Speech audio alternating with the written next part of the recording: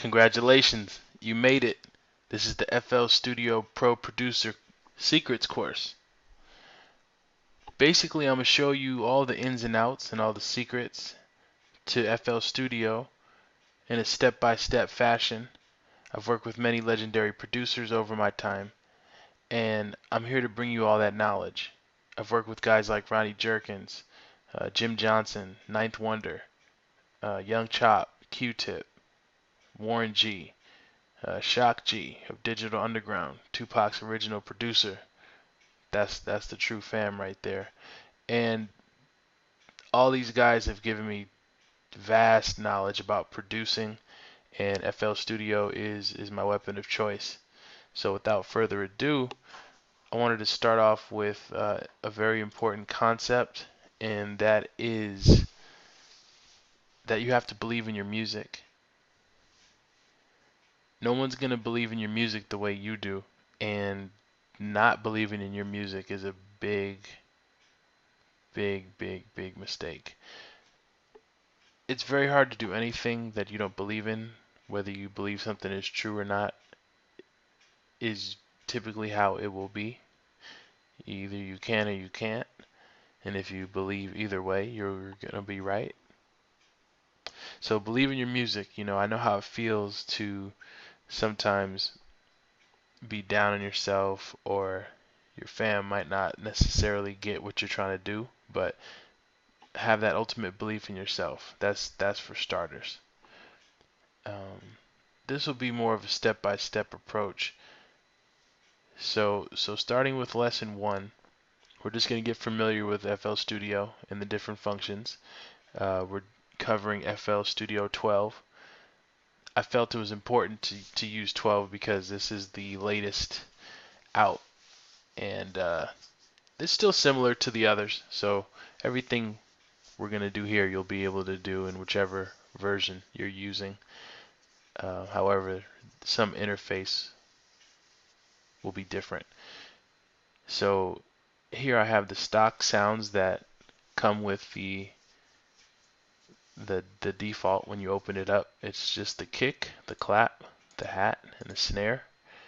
And notice how the green highlight will follow whichever channel that we're selecting.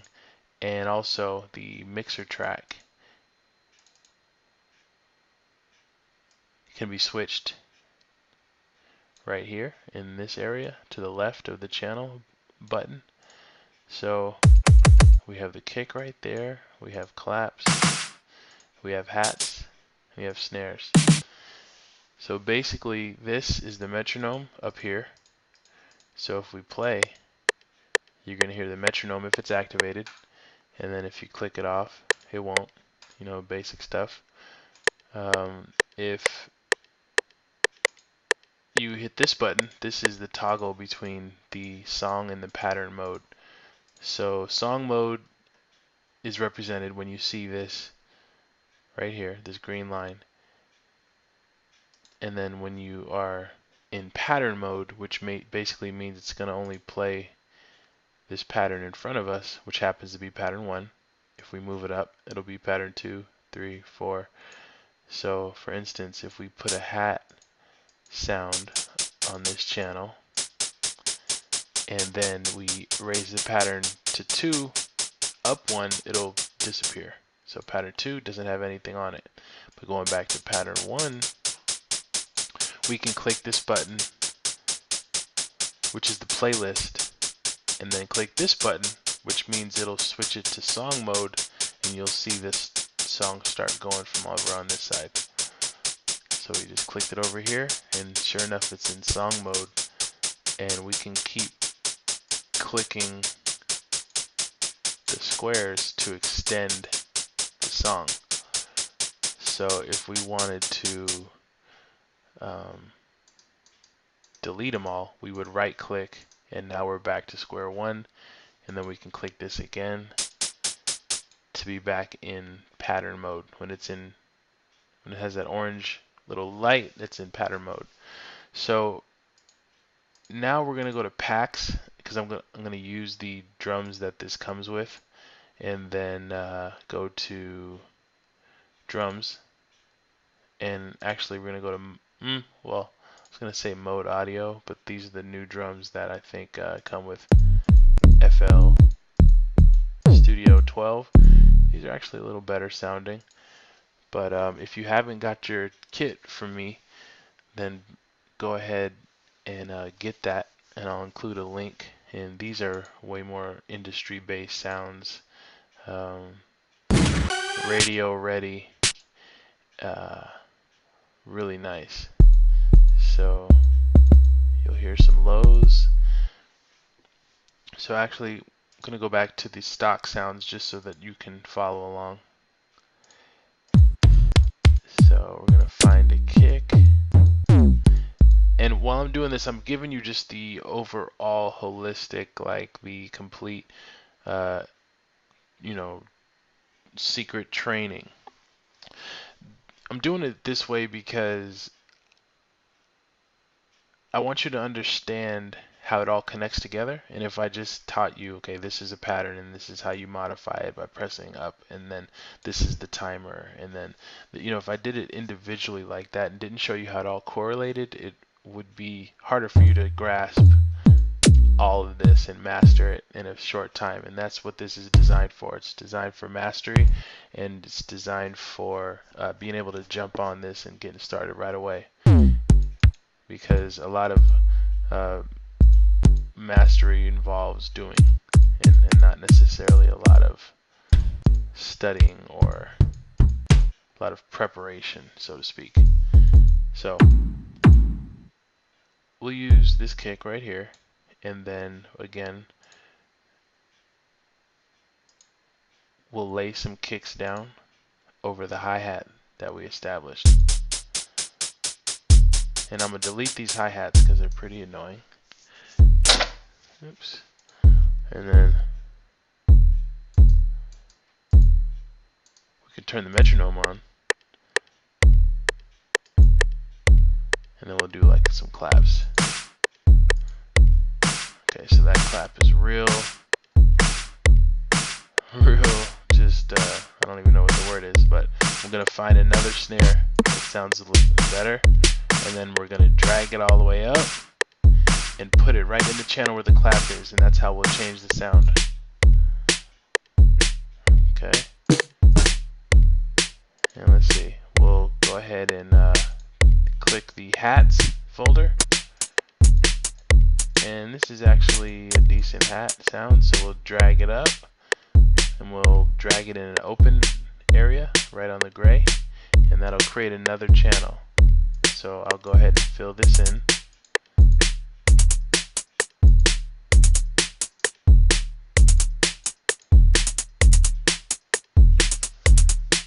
Right. Something basic. So now we have our rhythm going. I'm going to go ahead and shut the metronome off just because.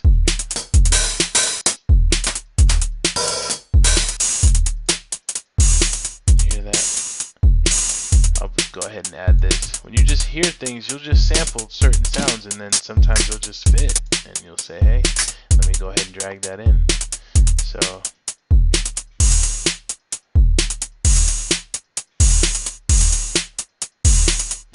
and then we'll turn these down, and I'll get into that later, but basically each of these is a way to control the volume. There's three different ways.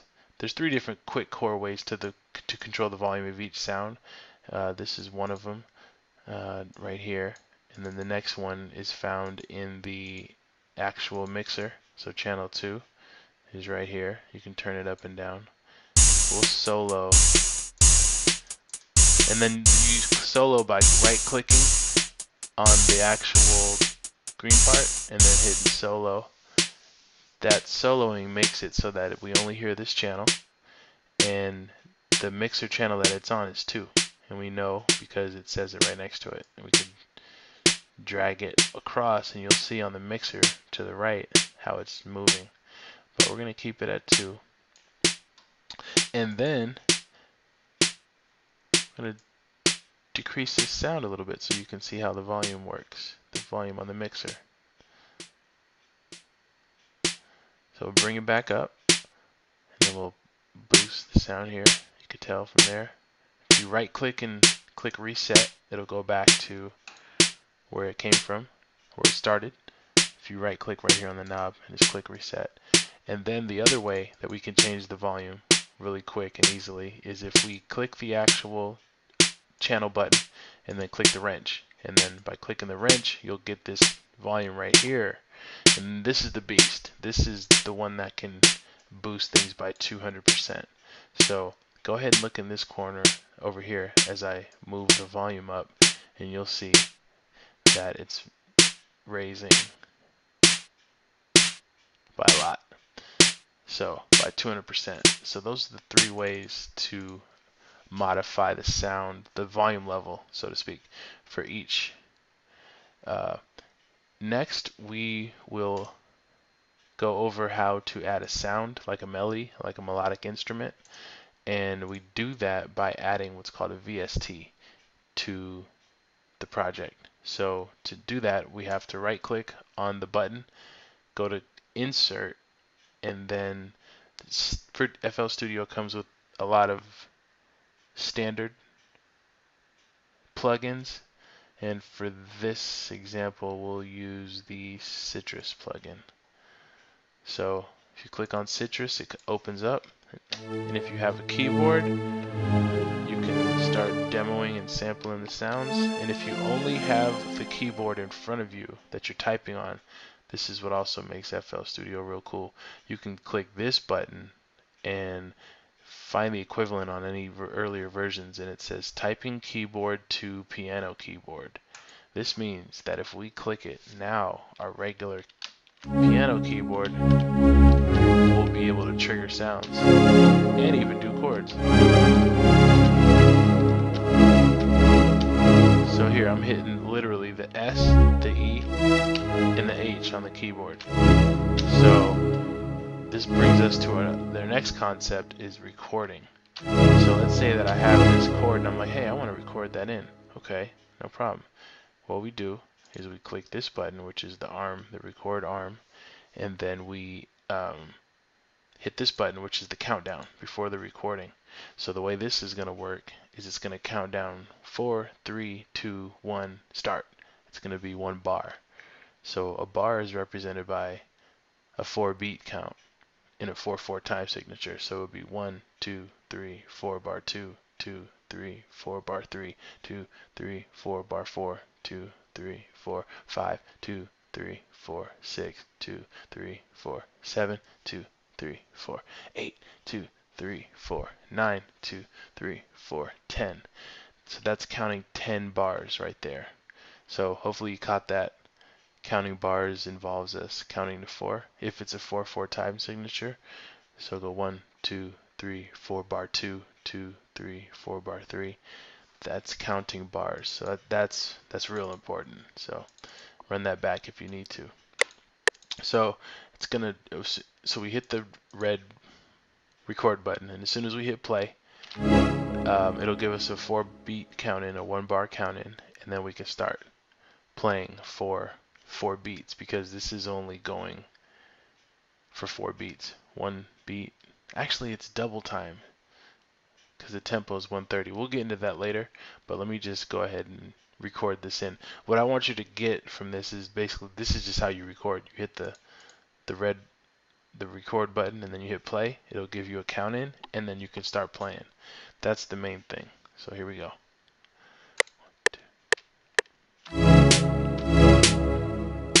So the other thing was, okay, so I recorded that in there and I knew it was off time and everything, but it was done intentionally because this is the next lesson or the next concept I want you to get.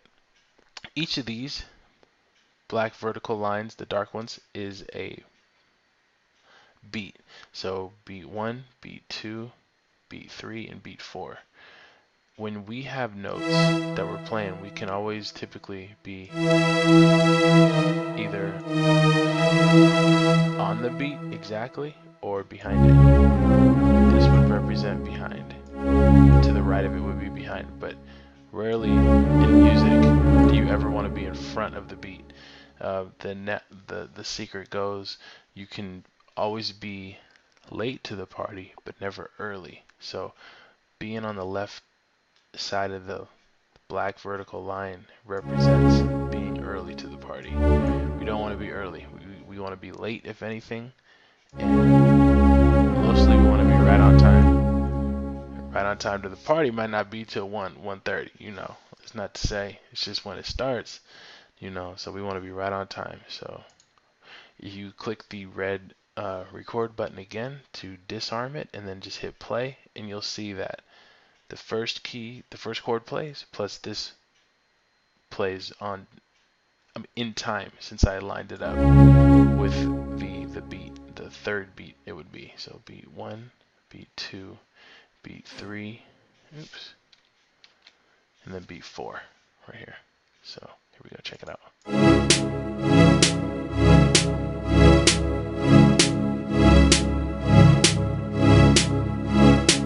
And then here's the oh, real important, we kept the snare soloed. So the only one that came back in was, or the only one that's you can hear is a Citrus, and that's because we inserted a plugin, the Citrus plugin, and that came in already activated. So we have to activate the other channels so that we can hear them again. And one way to do it is to select all of them. Another way to do it is to right click one of them, click solo, and then right click it again and click solo again, and it'll bring them all back. So check it out.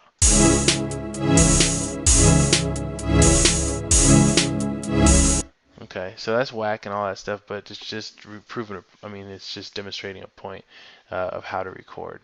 So what else? Another thing for the patterns is when you put the pattern out and you change it to song mode. One little quick hack, one little secret is to click right here and say make unique. So pattern 1 and pattern 2 are now different. This is pattern 2, this is pattern 1. They're the same now, but as soon as you change one of them, you'll then introduce variation into your beat, and that's exactly what you want to do, is introduce variation, even if it's subtle, and even if it's you know, just every now and then, which is that's what it's supposed to be, just anything but monotonous. So an easy way to achieve variation when you have notes in a piano roll is to select them all by holding the control button and then lassoing everything, and then either holding control and pressing up, which is going to move all the notes up an octave, or if we go back to where we were, holding control and pressing down, which is going to take everything down an octave. So let's hear how that sounds.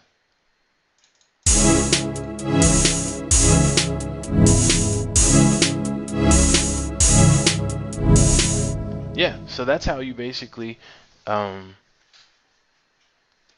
provide some more variation in your beat so that it doesn't just get monotonous and it's not playing the same you know, two chords like over and over again for the whole song. So that's basically it for lesson 1. Again, I want to move this at a pretty, you know, strong pace so that we can cover a lot, and so that you can spend most of your time focusing on the things that I cover and also how to emulate what we're doing depending on where you are, so that we can get the most out of the core foundational stuff, because that'll build up nice for what I'm going to show you in the further lessons. Okay, so that concludes lesson 1 on the foundations and the basics, and go ahead and check out lesson 2.